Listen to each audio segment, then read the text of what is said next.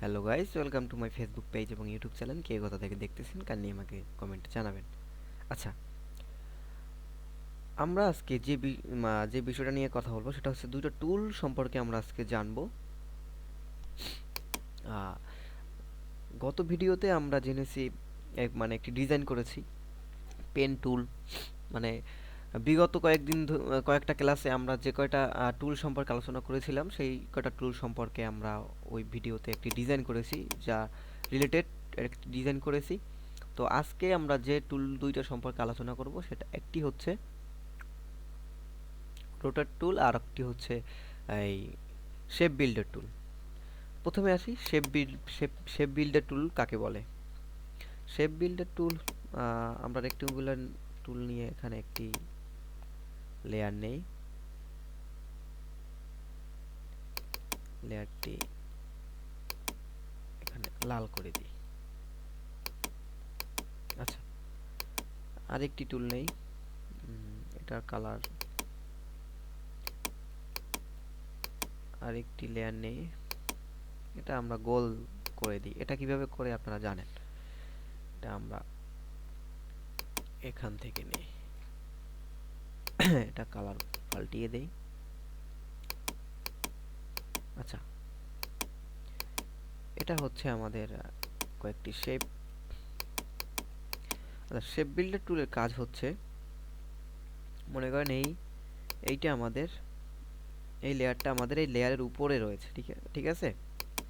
তো সেই ক্ষেত্রে আমাদের অনেক সময় প্রয়োজন হয় যে আমরা আমাদের লেয়ারের মনে করেন এইটুকু জায়গা আমাদের দরকার, এই বাকিটুকু দরকার নেই।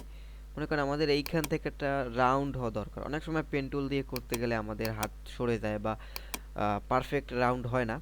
তো সেই ক্ষেত্রে আমরা মনে করেন এখান থেকে রাউন্ড নেওয়ার জন্য একটা বৃত্ত নিলাম এখানে। তারপরে এটা আমরা এখানে আমাদের যেরকম দরকার সেরকম আমরা একটি রাউন্ড নিলাম। তো আমাদের এইখান থেকে এটা গোল দরকার। আচ্ছা, সরে গেছে, সরি। তো এখন কি করব, এই দুটাকে সিলেকশন করব। তারপরে এই যে শেপ বিল্ডার টুল দিয়ে আমরা এখানে অল্টার চেপে এটা আমরা ক্লিক করলেই এটা কিন্তু অটোমেটিক কেটে যাচ্ছে। দেখুন, আমাদের কিন্তু শেপ বের হয়ে গেছে, একটা গোল শেপ দেখতে পাচ্ছেন। আচ্ছা, বেগে আসি। আবার মনে করেন এই লেয়ারটা এখানে রয়েছে, আমাদের এখন এই লেয়ার এবং এই লেয়ার একসাথে আমাদের দরকার, কিন্তু এই লেয়ার কালার অন্য রকমের। মানে এই দুটা আমাদের এক করা দরকার। সেক্ষেত্রে আমাদের শেপ বিল্ডার টুল গিয়ে দুটাকে সিলেকশন করতে হবে, সিলেকশন না করলে কিন্তু হবে না। শেপ বিল্ডার টুলে গিয়ে এখানে তিনটে পার্ট হয়েছে, এটা আমরা অল্টার চাপার দরকার নেই, নর্মালি এটা দিলেই দেখুন এটা কিন্তু একটি শেপ হয়ে গেছে, মানে একটি লেয়ার হয়ে গেছে। আমাদের কিন্তু আগে ছিল তিনটে লেয়ার। এটা দেওয়ার পরে এই জায়গাটা একটি পার্ট হয়েছে, এই যে, এবং এই জায়গায় একটি পার্ট হয়েছে আর এই জায়গায় একটি পার্ট রয়েছে। আমরা যদি তিনটা পার্ট আলাদা করা দরকার তাহলে কি করব, মনে করেন এটা আমরা সিলেকশন করলাম, অল্টার ক্লিক মানে সরি এখানে শেপ বিল্ডারে গিয়ে এটার উপর একটা ক্লিক করলাম, এটার উপর একটা ক্লিক করলাম, এটার উপর একটা ক্লিক করলাম। আমাদের কিন্তু তিনটা লেয়ার হয়ে গেছে, দেখুন কেটে গেছে। শেপ বিল্ডার টুল দিয়ে কোনো লেয়ারকে কাটা হয়, এটা হচ্ছে শেপ বিল্ডারের কাজ।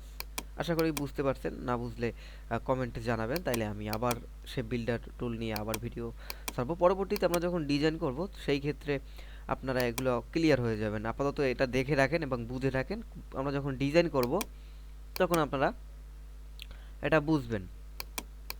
আচ্ছা, এখন হচ্ছে এটার কাজ শেষ। এখন হচ্ছে আমাদের এই যে রোটেট টুলের কাজ,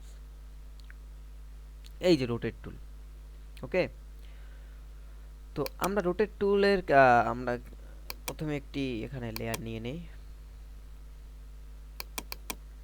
এটা লক করে নিই। এর উপরে আমরা একটি লেয়ার নেই, কালার পাল্টিয়ে দেই। এখন এটা মনে করেন একটু চ্যাপটা করে দেই, এখান থেকে হালকা এটা হয়ে গেল। আচ্ছা,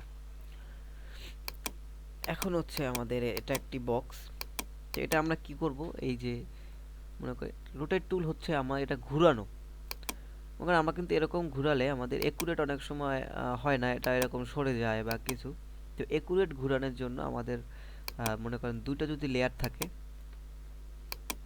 মানে এটার উপর আমাদের ঘুরাতে হবে। অনেক সময় আমাদের একুরেট এরকম ঘোরে না, এরকম হালকা সাইডে সরে যায়। তো সেই ক্ষেত্রে আমাদের কি করতে হবে, আমরা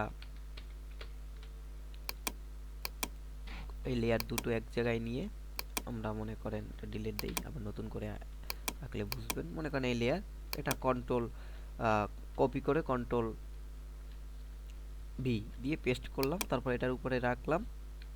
তারপরে এই যে রোটেট টুল, এই রোটেট টুলে গিয়ে এই যে এখানে আমাদের অটোমেটিক কিন্তু একটি চলে আসছে, এখানে একটি বিন্দু চলে আসছে। তো এটা আমরা যেখানেই ঘোরাতে চাই, মনে করেন আমাদের এইভাবে ঘোরাতে হবে, এই পয়েন্টারটা এখানে রেখে আমরা এটা ঘোরাতে পারি, দেখেন।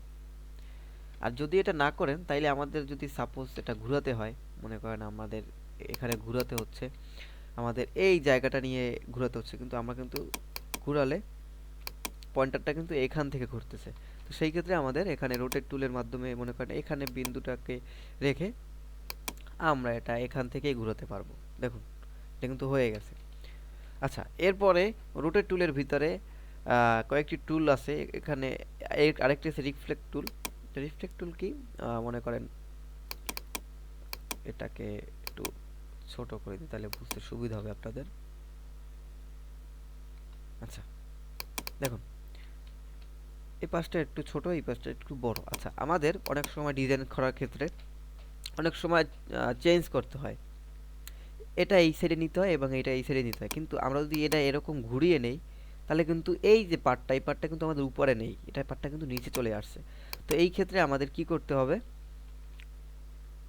এখানে এই যে রিফ্লেক্ট টুলে গিয়ে এই যে এই রোটেট টুলের ভিতরেই রিফ্লেক্ট টুলে যে এখানে গিয়ে মনে করেন আমাদের এই যে পয়েন্টারে ক্লিক করে আপনার যেখান থেকে পাল্টানোর দরকার, মনে করেন এটা আপনি শিফট চাপলে হবে কি, আপনারা এটা যে জায়গায় থাকবে সেই জায়গায় বসেই রিফ্লেক্ট হয়ে ঘুরে যাবে।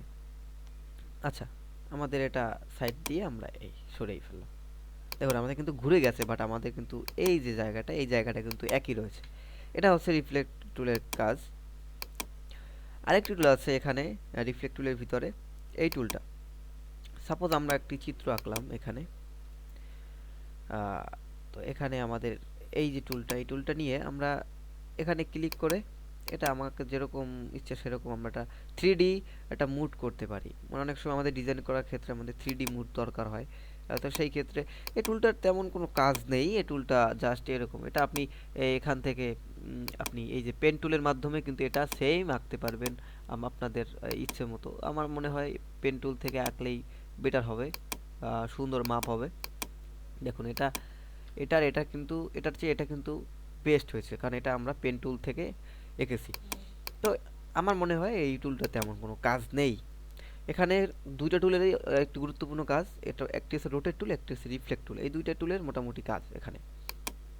আচ্ছা, আরেকটি টুল আছে এখানে, এই টুলটারও তেমন কোনো কাজ নেই। মনে করেন সাপোজ এটার চিত্র আঁকলেন, আর এটাকে আপনি এই টুলটা, এই জিনিসে এই টুলটা দিয়ে মনে করেন আপনি এটা যেরকম ইচ্ছা সেরকম চ্যাপ্টা করবেন, লম্বা করতে পারবেন, এরকম জাস্ট এটা।